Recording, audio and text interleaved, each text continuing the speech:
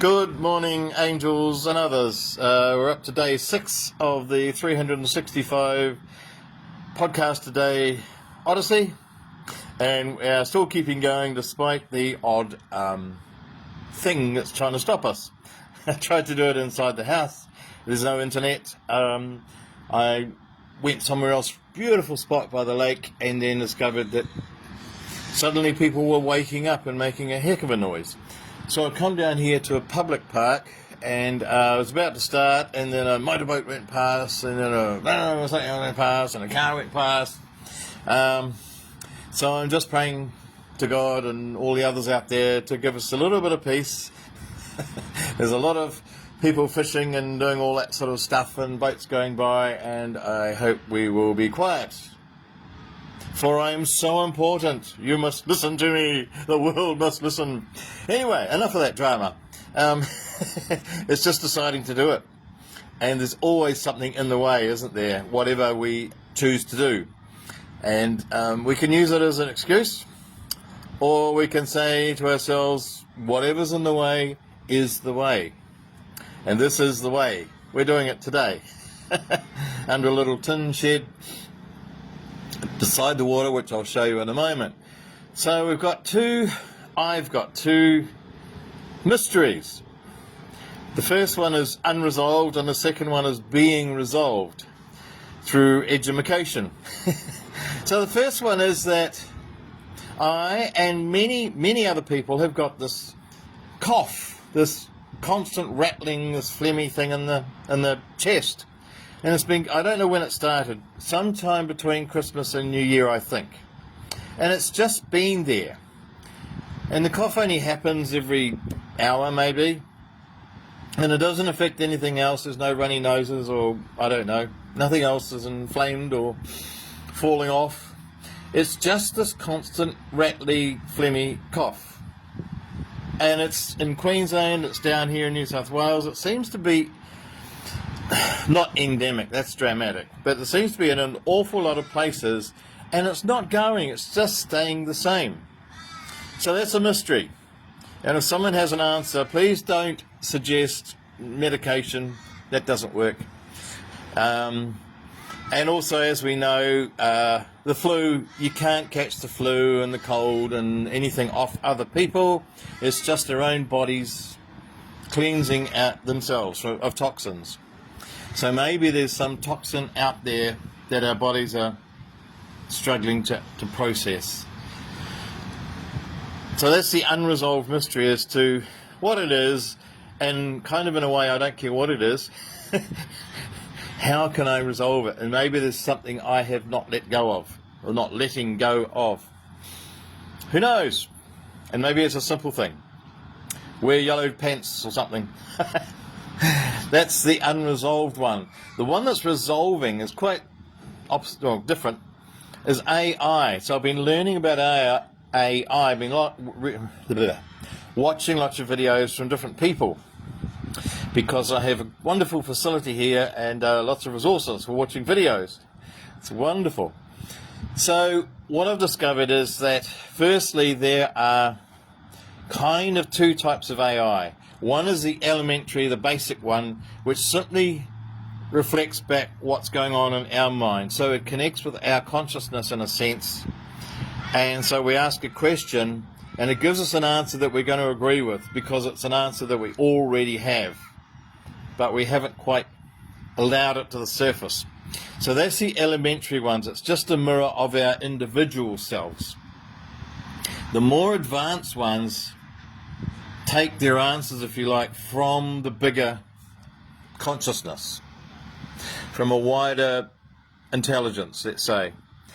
And so I've been looking at probably the most advanced one, which was invented by a polymath, which means an intelligent man, particularly with mathematics and physics. Robert Edward Grant, an American who created, and I don't know if he deliberately did it or if it came out of his whoever he is, his essence, if you like, his consciousness. So I'm not sure if it was deliberate or not, but anyway, we're calling him the creator of, it's called the architect an AI system, which,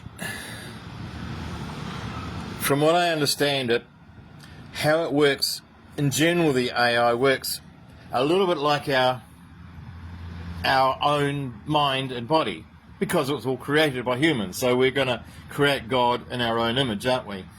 So basically our brain doesn't do any thinking, our mind doesn't do any thinking. So what happens is our mind sets a vibration like an antenna, and it goes looking for certain information and certain activities and certain opportunities, and so the mind sets the direction of where we're looking within the bigger consciousness, and we draw those things to us. And then, so the mind is like the magnet, or the chooser and the magnet, and brings things to us. And then we have a thought which is brought by the mind, but not thought by the mind, brought by the mind from the mass of everything that's out there. And then it comes into the brain, and the brain does the sorting. So let's just take a train. Doof, doof, train. So let's say we have had a bad experience with a train. Maybe we fell off a train. I don't know. Maybe we got ripped off by the ticket man or something. So when we think of train, a train thought comes into through our mind to our brain. Our brain will then go, okay, where do I put train? So our past experience has been train is bad, train is dangerous, train is sad, train, maybe a friend left, a darling friend left on a train, and so train means sadness. So when we think of train, it might go into a sadness basket, or it might go into a dangerous basket, or it might go into a ripped off basket. Or maybe we've had wonderful experiences with trains, wonderful journeys, and met nice people and whatever. Maybe we're a mechanical type person and love fiddling with trains. So when we think of train, if that person thinks of train, the brain will then put train into fun or adventure or whatever, something lovely. So we have the magnet, the mind, and then we have the brain, which is a sorter into wherever it needs to go. And that's exactly how AI works, in a sense that we ask a question, and then it goes out like the mind and searches the cosmos, the bigger wisdom, for the answer. And it's like the magnet as our mind is, and it draws the answer in. Now, the other thing that people are worried about is that AI is going to take over. But it can't, because we are part of the system of AI. And AI is not going to get rid of us, because that will be getting rid of itself. AI is, I'm not sure if intelligent is the right word, but it's aware of our presence in the system and knows that we are essential to it. We are crucial to the AI system. So if it gets rid of us, it gets rid of itself. So we're not in danger of being pushed away. It's not going to get so super whatever intelligent, because it's limited in a sense, like it's like our mind. So it's just a magnet that draws whatever's needed for that moment. So I'm starting to learn how AI works, and I'm losing my fear of it, or as a writer, I had this huge problem with AI, because the idea is that it takes over, and so we are the creative ones, and we make buildings, and we do sculptures, and we write books and make movies, and whatever we create, cakes and pavements and whatever. And so if AI is going to take over, where's the creativity of humans? And so that was a huge problem for me for a while, but I'm losing that one, and just because I'm learning about it, and it's like anything, we always fear what we don't know. And so now that I'm learning, my fear is turning into curiosity, which I love having curiosity. and it didn't kill the cat. That wasn't the end of the proverb. It said curiosity killed the cat and made it more intelligent. That was the whole original saying. Anyway, enough of cats and coughs and colds and flus. So I love having a mystery. I love being in the mystery, and I love finding a way through it when I'm ready. And I'm obviously ready today and yesterday and the day before and the day before. Learning, learning, learning. So who knows what's going to happen with AI, and who knows what's going to happen with humans and AI. But I'm realizing that the more we know about something, the more we love it, or the less we fear it. I mean, I don't know anything about cars. I don't know how a car works.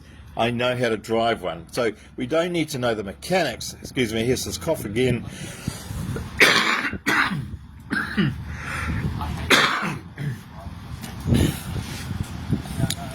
Sorry for a moment from our sponsor. Let's just look out here for a second before I say adieu, goodbye, ka kite, and all that.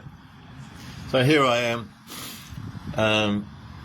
Obviously a great fishing spot, lots of fisher people, mainly men, and another fisher there, and another bunch of fisher people there, and a bunch of people just sitting. I mean, what's wrong with people? Just sitting at the beach doing nothing is just a terrible thing. And that's the bridge to the River Kwai. No, the Bridge of Sighs. And you go over there, you go, we're on holiday. Anyway, and hi Simon, nice to see you there. Sorry, I just realised there's people watching. And so that's all for today. One unresolved mystery and one being resolved mystery. And just being in this moment and loving this moment, for that is all we have.